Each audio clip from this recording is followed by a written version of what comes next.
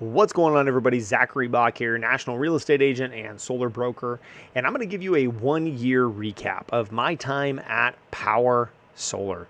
And I'm going to tell you the good, I'm going to tell you the bad, I'm going to tell you the ugly. I'm going to tell you things that I think could be improved about this company and what direction I'm probably going to head from this point forward.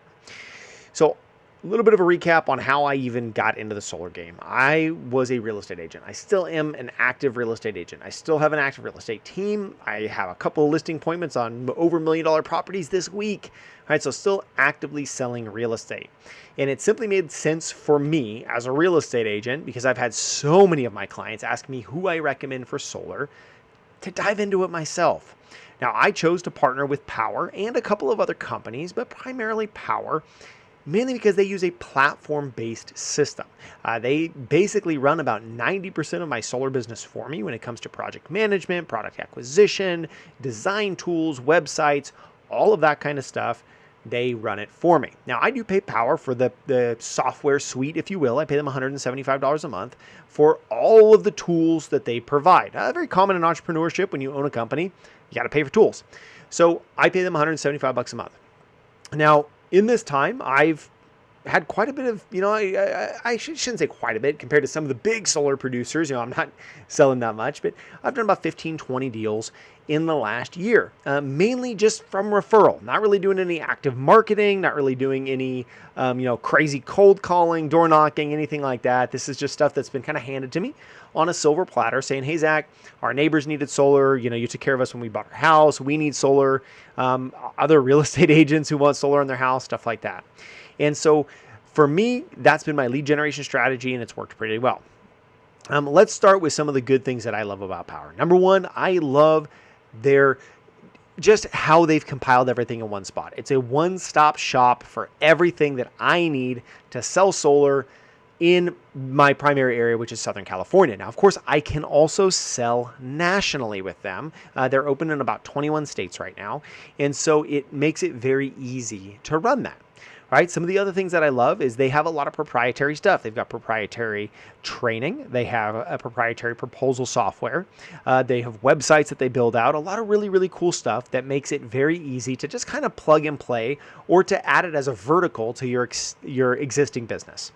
Right? Now, let's talk about some of the things that I've struggled with a little bit at Powur. Now, these are things that they are working on, and they recognize, like, hey, we need to work on this a little bit. One of those is just communication. I personally am a little bit of a control freak. I am not somebody that's like a send it and forget it type person.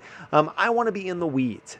Maybe it's because that's how my real estate business is I want to know what's happening with my business. Well, Powur is designed to be a little bit more hands off. Like, hey, you put the project in, let the project manager do their job. We only get involved if we absolutely have to once project is signed. It's kind of expected that we just communicate with our clients and set those proper expectations when we sell them solar. Now, for me personally, I would love a little bit more communication. I would love to hear from the project managers what they're talking to the cities about, what they're talking to the installers about. I would like to know those things, just because it allows me to further set expectations with my clients. That is really my only real complaint with Powur. Is the communication. Now, what that communication can sometimes do is lead to a little bit of a longer install than if you were to go with like a local, mom and pop installer, because that mom and pop installer, they're managing far less projects than Powur, and they're able to go in person and go to the city, right? But the problem is the mom and pop installer, they don't really get the same pricing that Powur does. I suppose that's another thing to add to the good category is the pricing that Powur gets is phenomenal on panels, on inverters, on batteries. And so there's a lot more profit running the deals through Powur generally versus running it with a local installer, because you do have national, the ability to buy a lot nationally. And so communication would probably be the main thing that I struggle with a little bit at Powur. I love the culture of the company. I think that the company itself is really, really good. I think that Jonathan Budd, the CEO, has done a great job. I think some of the VP team and the other people that are associated with Powur, I think they've created an awesome culture.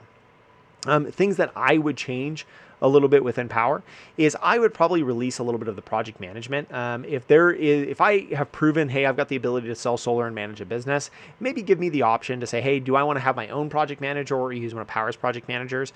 Now, I do understand why Power does it the way that they do it. Is they want everything in-house, permitting, they want interconnection, they want design, they want all of that in-house, because unfortunately, if you do give it to the sales reps, not all sales reps are going to run it the same, which could cause even further delays. I think Power's had some growing pains. I think that they grew very, very quickly in a short period of time because a lot of people have seen the vision of this company and they went, holy crap, this is a phenomenal opportunity. And so they are working through those growing pains. Now, have I had frustrations with Power? Abso-freaking-lutely. But I think anybody in the solar game, anybody in construction can really relate with those frustrations. That sometimes there's human error. Sometimes humans get sick. Sometimes humans drop the ball. Sometimes the email, they miss it and they don't respond to the email in a timely manner. And I think Power is willing to listen and work on those issues that they've had.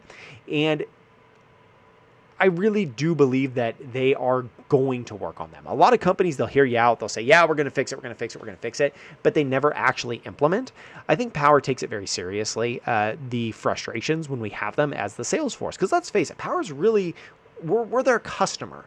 I could send my solar deals through anybody. I pay to use their platform. And so realistically, they're going to listen to me and say, hey, what is our customer base saying? And that's one thing that I truly love about the company. Now, moving forward, what am I going to do? I have researched a lot of other solar companies, and everybody is going to say that they're better than everybody else, right? They're going to say, oh, our competition does this. Well, we have paired with a couple of other solar companies, primarily in areas that Power doesn't offer their services, because I want to be able to service all 50 states.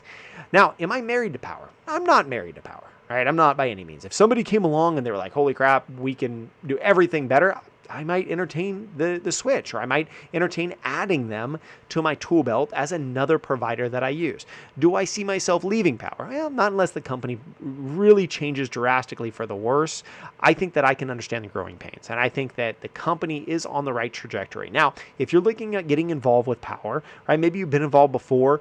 Power completely changed in 2020. They changed the model, they changed the way that they do business, and it is a very different company nowadays. But you do have to understand that when you're getting involved with a company like Power, it's in its infancy, right? It is still growing, it is still building, they are working the kinks out. But the nice thing about being on the ground floor of a company is you're on the ground floor of a company. And so take this video for what it's worth. There's good things, there's bad things about Power, but I like to set realistic expectations when it comes to the companies that I'm working with. I hope this was informational. If you're thinking about getting involved with Power and you have more questions, feel free to let me know. I will put my meeting link in the description down below. As always, please hit that subscribe button, like, notification bell. If you didn't get any value, go ahead and hit the dislike button. It's up to you. My name is Zachary Bach. I'm a real estate and solar professional based out of Southern California, and I hope you are having an absolutely fabulous 2023 so far.